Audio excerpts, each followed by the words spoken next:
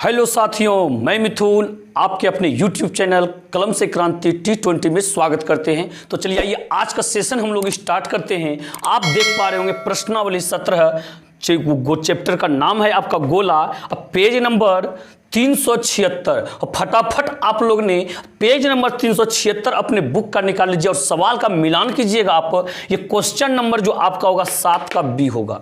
आज स्टार्टिंग जो होगा 7 का बी, ऐसे हम हिंट्स दे रखे थे पिछले वीडियो में। और कुछ मेरे साथी ने जो है कमेंट करके बताया है कि सर बन गया, हमसे कोई बात नहीं है। तो बन गया, आपसे बहुत अच्छा लगता है जब आप लोग कमेंट करते हैं सर बन गया।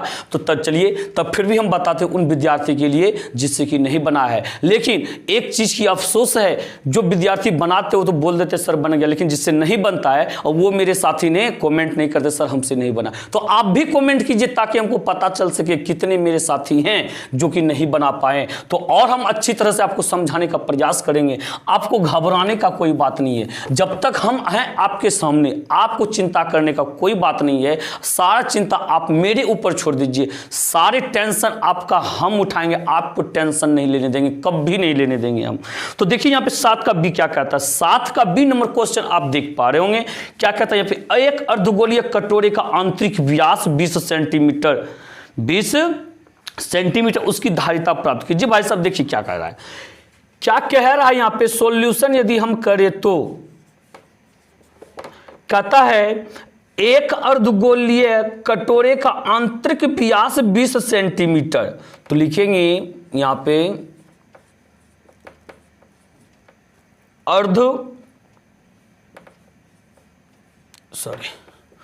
अर्धगोलीय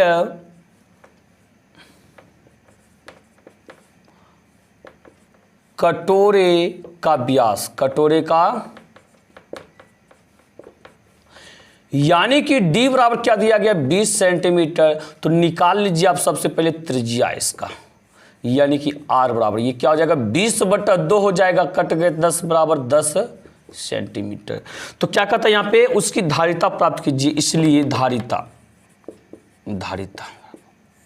आप जान रहे हैं धारिता किसको कहा जाता है। धारिता आयतन को कहा जाता है। अर्धगोले का आयतन का सूत्र लगा दीजिए, क्या होता है यहाँ पे 2/3 पाई आर क्यू होता है।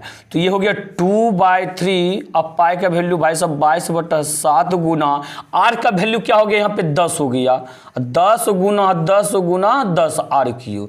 क्लियर है ये ना, 10 गुना 10 गुना 10 हो गया। और कहीं हो सकता है पाई हम तो आंसर नहीं दे दिया गया है, तो देख लिया जाए यहाँ पे 7 का भी। एक अच्छा, तो पूर्णांक में दिया गया, कोई बात नहीं है, इस पाई का वैल्यू आप रख दीजिए, ठीक है। ये अब देखिए यहाँ पे 22 दूनी हो गया आपका ये 44। 44 पे गुना 1 44 से होगा, उस पर 3 जीरो है, 3 को जीरो अब बैठा दीजिए। और ये हो गया 7 तिया 21 हो गया। अब क्या कीजिएगा, अब भाग दीजिएगा, यहाँ पे भाग दीजिएगा कैसे, 21 से 44 पर 53 जीरो है यहाँ पे। बताइए 21 दूनी कितना हो जाएगा 42 ना हो जाएगा। 21 दूनी 42, 4 में 2 गया 2, कैंसिल, जीरो नहीं खाएगा तो फिर यहाँ पे जीरो देके और उतार देंगे जीरो, यहाँ पे जीरो दे करके और उतार देंगे जीरो। अब देखिए कितना बार में खिलाइएगा, 9 बार में खिलाइए। 9 1 का 9, 9 दूनी 18, 10 में से 9 गया तो 1, यहाँ बचा कितना 9, 9 में से 8 गया तो 1, यहाँ बचा 1, 1 में से कैंसिल हो गया। यहाँ तक 2 जीरो उतार रखे थे, 1 और जीरो उतरेगा, 1 और जीरो उतरेगा कितना 5 1 कम 5 15 10, हाँ 5 बार में खा जाएगा। 5 1 कम 5, अब 5 दूनी 10, 10 में से 5 गया 5, यहाँ बचा कितना जीरो, कैंसिल हो गया, कैंसिल हो गया। अब बताइए ये 5 जो चल जाएगा ऊपर और 21 आ जाएगा नीचे। ऐसे ही तो पूर्णांक में आप लिखते हैं ना, तो हो गया ये आंसर आपका कितना हो गया यहाँ पे 2095 पूर्णांक 5/21 क्या चीज सेंटीमीटर क्यूब आयतन है, सेंटीमीटर क्यूब आंसर। क्या आप इन चीजों को समझ पा रहे हैं? आशा करते हैं आप इन चीजों को समझे होंगे। इसके बाद नेक्स्ट क्वेश्चन देखिए, नेक्स्ट क्वेश्चन बहुत ही शानदार सवाल है ये आपका, आप इन चीज को समझने का प्रयास कीजिएगा। चलिए देखिए, आप क्वेश्चन को देख पा रहे होंगे, क्वेश्चन क्या कहना चाहता है आपसे। क्या आप क्वेश्चन को समझ पा रहे हैं?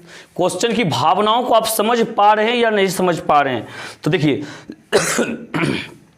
कहते रिक्त स्थानों को भरें। एक खोखले गोले के बाहरी व्यास तथा भीतरी व्यास क्रमशः x तथा y है। भाई साहब क्रमशः का मतलब आप समझिएगा, पहले जिसका चर्चा अब पहला मान उसका, और जिसका चर्चा बाद में, अब बाद वाला मान उसका होगा। पहले यहाँ पे क्या, यहाँ पे क्या, बाहरी व्यास तथा भीतरी व्यास। तो पहला जो होगा बाहरी व्यास और दूसरा जो होगा भीतरी व्यास। तो यहाँ देखिए, चलिए लिखिए खोखले गोले के बाहरी व्यास, यहाँ क्या लिखेंगे, खोखले गोले के बाहरी व्यास, यानी कि d बराबर बाहरी व्यास। अब डायरेक्ट यहां लिखिए बाहरी व्यास कितना हो जाएगा x। x है तो बताइए त्रिज्या क्या होगा। तो भाई साहब बाहरी है, बाहरी को बड़ी आर से दर्शाते हैं, ये हो जाएगा x/2 हो जाएगा। अब देखिए भीतरी व्यास, यहां क्या होगा, भीतरी व्यास बराबर y। तो बताइए त्रिज्या क्या हो जाएगा। अब भीतरी त्रिज्या को छोटी आर दर्शाइएगा, ये y/2 हो जाएगा। यहां पे कहता है खोखले गोले के ठोस भाग का आयतन, इसलिए ठोस भाग का आयतन, ठोस भाग का आयतन बताइए क्या होता है। ऐसे तो गोले का आयतन होता है 4/3 πr³, 4/3 πr³, लेकिन इसका बात किया जाए तो ये हो जाएगा 4/3 पाई इंटू बड़ी r³ माइनस छोटी r³। हम अब 4/3 पाई को आप पाई ही रहने दीजिए, बड़ी r³। तो बड़ी r³ बड़ी r कितना देखिए, आप ध्यान दीजिएगा, बड़ी r जो है x/2 है, x/2 का होल क्यू हो गया, और छोटी r कितना है, y/2 है, इसका होल क्यू हो गया। क्लियर है ये। इसके बाद आप आइए, इसके बाद देखिएगा यहाँ पे ये 4/3 पाई इंटू ये हो गया x³/2 का क्यू करेंगे तो ये 8 हो जाएगा, माइनस ये हो गया ये r की जगह y है, ध्यान दीजिएगा y, ठीक है। ये हो गया कितना, y³/2 4 दूनी 8 हो गया। क्लियर। ये अब देखिए 4/3 पाई इंटू 8 कैल्सियम लेंगे 8 होगा, ये x³ माइनस y³ हो जाएगा जब भाग सोल्व कीजिएगा। तो ये हो गया 4/3 पाई, हाँ, तो गुना ये देखिए ये जो हो गया ऊपर में x³ माइनस y³, अब बटा में ये 8 होगा, 8 4 4 1 का 4 4 दूनी 8 हो गया, कट गया ये ना। अब ऊपर में गुना कीजिए, ऊपर में नीचे देखिए 3 दूनी 6 हो जाएगा, ऊपर में पाई है तो ये क्या हो गया π/6 इंटू x³ माइनस y³। क्या आप इन चीज़ों को समझ पा रहे हैं। देखिए यही दिया गया है यहाँ पे x, अच्छा तो यहाँ पे x माइनस वाई ऑलरेडी दिया गया है, x माइनस वाई क्या दिया गया है, ऑलरेडी दिया गया है। आप इसको एक सूत्र पे तोड़िए। आप क्या जानते हैं, एक सूत्र a³ माइनस b³ बराबर, हाँ जानते हैं, क्या जानते हैं, ये देखिए π/6 हो गया। a³ माइनस b³ बराबर होता है a माइनस b यानी कि x minus Y into a² x² अब प्लस ab यानी कि xy अब प्लस b² यानी कि y²। क्लियर ये। और यहां से यहां तक की चीज तो आपको दिया ही गया है, इसमें रिक्त है तो यानी कि यही आंसर हुआ। अतः यहां क्या लीजिए, अतः x² plus xy plus y², यही हो गया आपका आंसर हो गया। क्या आप इन चीज़ों को समझ पा रहे हैं, बिल्कुल समझ पा रहे होंगे आप। इसके बाद अब चलते हैं हम नेक्स्ट क्वेश्चन की तरफ। नेक्स्ट क्वेश्चन जो हम लोग का क्या कह रहा है, 9 नंबर को क्वेश्चन को देखिए और समझने का प्रयास कीजिए क्या कहना चाह रहा है आपसे। क्वेश्चन नंबर 9 देखिए क्या कह रहा है, कहता है रिक्त स्थान को भरे यदि किसी दवाई की गोली की त्रिज्या 0.5 सेंटीमीटर है तो गोली का पृष्ठ क्षेत्रफल डैश वर्ग सेंटीमीटर होगा। तो भाई साहब यदि किसी दवाई की गोली की त्रिज्या, गोली कैसा होता है, गोली होता कैसा है, ये देखिए ऐसा होता है गोली। गोली आपका ऐसा होगा। यदि किसी दवाई की गोली की त्रिज्या, गोला है ना, एक मिनट, यदि किसी दवाई की गोली की त्रिज्या, लिखिए यहाँ पे, गोली की त्रिज्या यानी कि आर बार कितना 0.5 सेंटीमीटर, तो गोली का क्षेत्रफल डैश सेंटीमीटर होगा, इसलिए क्षेत्रफल बराबर, गोली का क्षेत्रफल क्या होता है 4 पाई आर स्क्वायर होता है, 4 पाई आर स्क्वायर होता है। ये हो गया 4 गुना 22/7 गुना आर स्क्वायर, 0.5 गुना 0.5, 0.5 गुना 0.5 हो गया। इसके बाद की चीज़ को देखिएगा, अब क्या कर सकते हैं, यहाँ पे दशमलव को उड़ाइए, नीचे 10 हो गया, दशमलव को उड़ाइए, नीचे 10 हो गया, ठीक है।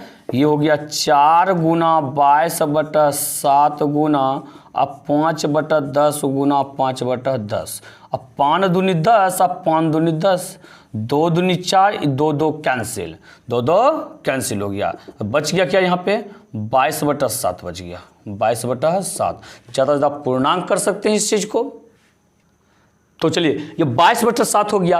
आप इन चीज़ों को कम से कम समझे ना, समझें, लेकिन आपका आंसर नहीं मिला तो कोई बात नहीं है, आंसर नहीं मिला, वहाँ पर दिया गया पाई, तो 22/7 के बदले में पाई लिख नहीं सकते हैं क्या, इतना सेंटीमीटर स्क्वायर लिख सकते हैं ना। या तो आप ऐसा कीजिए, आप इन चीज़ों को समझ गए कि 22/7 है तो उसके बदले में पाई लिख सकते हैं। यदि आप बना रहे हैं, आप भी ऐसे धोखे खा गए और ऑप्शन दिया गया पाई में रख सकते हैं पाई, या तो आप ऐसे बनाइए, इसको भी आप समझे होंगे, या तो आप ऐसे बना सकते हैं। ये पाई जो है, पाई को पहले से पाई का मान नहीं रखिए। यदि आपको मालूम है कि मेरा ऑप्शन पाई में है, हमको इसे मालूम नहीं था, पाई का मान रख दिए, ये सब कट गया तो बच गया क्या पाई सेंटीमीटर स्क्वायर। यही हो गया आंसर आपका। बात समझे, किसी भी तरह से बनाइए, कोई फर्क नहीं पड़ने वाला है। तो देखिए इसी तरह से अगला क्वेश्चन की तरफ चलते हैं। अगले क्वेश्चन को देखिए और समझिए क्वेश्चन क्या कहना चाह रहा है। क्वेश्चन क्या कहना चाह रहा है आपसे, 10 का ए नंबर कह रहा है यहाँ पे रिक्त स्थानों को भरे, रिक्त स्थानों को भरे। नंबर ए कहता पीतल के बने एक गोलीय शॉर्ट पुट का व्यास डैश सेंटीमीटर होगा, जबकि शॉर्ट पुट का पृष्ठ क्षेत्रफल इतना वर्ग यानी कि 1600 पाई वर्ग सेंटीमीटर। भाई साहब बिल्कुल मजा वाला सवाल है ये, एकदम ध्यान से देखिएगा आप इसको। ऐसे ये लॉन्ग है, शॉर्ट सवाल, लेकिन आगे जब बनाइएगा लॉन्ग सवाल भी आपको काम में आएगा। कैसे हम, यदि पृष्ठ क्षेत्रफल दिया रहे तो उसका व्यास हम लोग कैसे निकालते हैं, त्रिज्या कैसे निकालते हैं, इन सारी चीज़ों को हम लोग यहाँ समझेंगे। तो ऑब्जेक्टिव है, चित्र बनाना कोई जरूरी नहीं है। तो क्या कहता है यहाँ पे, पीतल के बने एक गोलीय शॉर्ट पुट का व्यास क्या होगा। यहाँ आप देखिए, यहाँ लिखेंगे सबसे पहले गोलीय, ठीक है, शॉर्ट पुट का क्षेत्रफल कितना है 1600 पाई वर्ग सेंटीमीटर यानी सेंटीमीटर स्क्वायर है, और निकालना हमें क्या, व्यास डी बराबर हुआ। तो भाई साहब व्यास निकालना है हमें यदि व्यास निकालना है, इसे व्यास के लिए भी आपको सूत्र दिए हैं हम, वो सूत्र लगा करके आप डायरेक्ट व्यास निकाल सकते हैं, और नहीं तो आप ऐसे निकालिए जैसे हम निकालते हैं। यहाँ पे लिखिए सूत्र से, सबसे पहले सूत्र से गोलीय शॉर्ट पुट का क्षेत्रफल, यहाँ पे लिखिए क्या, गोलीय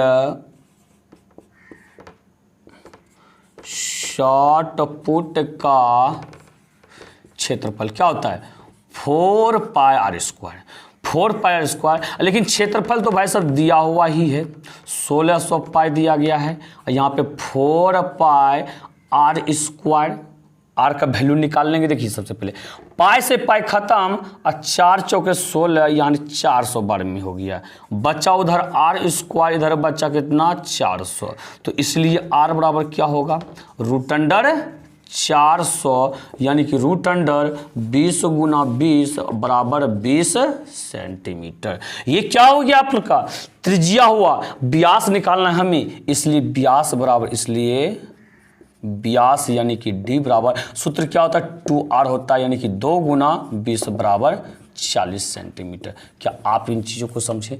क्या कोई परेशानी आपको? आप इस तरह से निकाल सकते हैं। अब इसलिए बताएं आपको लॉन्ग टाइप क्वेश्चन में काम करेगा, क्योंकि बहुत ऐसे क्वेश्चन होते हैं उसमें कुल पृष्ठ क्षेत्रफल दे दिया जाता है और कहता आयतन निकालिए, त्रिज्या दे लेने रहता है। तो ऐसे आप पहले त्रिज्या निकालिएगा, इसके बाद आप आयतन निकाल सकते हैं। क्या आप इन चीज़ों को समझ पा रहे हैं? आशा करते हैं आप इन चीज़ों को समझ पा रहे होंगे। इसके बाद आइए अगले क्वेश्चन की तरफ। अगला क्वेश्चन देखिए क्या कहना चाह रहा है। क्वेश्चन की भावनाओं को पहले समझिए, तभी आप बना सकते हैं, अन्यथा नहीं बना सकते हैं आप। देखिए यहाँ पे बी नंबर का था, एक फुटबॉल में डैश घन सेंटीमीटर वायु भरी है यदि उसका आंतरिक व्यास 24 सेंटीमीटर है। वाह वाह, क्या बात है, बहुत मजेदार क्वेश्चन। यहां लिखेंगे सबसे पहला नंबर फुटबॉल का व्यास। क्या चाहिए? फुटबॉल का व्यास, व्यास यानी कि डी बराबर आंतरिक व्यास है तो कोई बात नहीं, आंतरिक लिख सकते हैं, नहीं लिख सकते हैं, ठीक है। ये 24 सेंटीमीटर हो गया। तो बताइए कि त्रिज्या क्या होगा? त्रिज्या यानी कि आर बराबर ये 24/2 हो जाएगा, कटा दीजिएगा तो ये हो जाएगा आपका 12 सेंटीमीटर। अब कहता है यह फुटबॉल में डैश घन सेंटीमीटर वायु भरी है, इसलिए आयतन बराबर, बताइए जो उसका आयतन होगा फुटबॉल का उतने ही तो वायु भरा जाएगा ना, उतना ही वायु भरा जाएगा। यहाँ पे देखिए अब बात रहा फुटबॉल। भाई साहब फुटबॉल कैसा होता है? गोलाकार होता है। गोला का ही उदाहरण है फुटबॉल, यानी कि गोले का आयतन का सूत्र लगा देंगे। गोले का आयतन का सूत्र क्या होता है? यहाँ पे 4/3 pi R cube 4/3 pi R cube. यहाँ देखिए 4/3 और पाई का वैल्यू क्या रखा जाए या नहीं रखा जाए? पाई में है आंसर।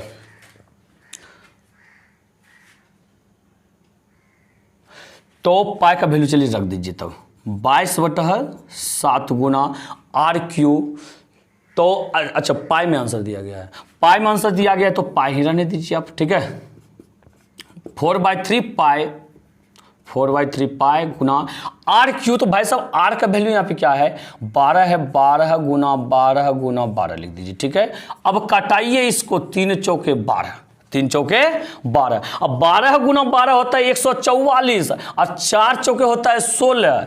144 गुना कीजिएगा 16, 6 चौक 24, बाकी 2, 6 चौक 24, 25, 26, 6 बाकी 2, 6 का 6 2 8, ये हो गया 4 4 1।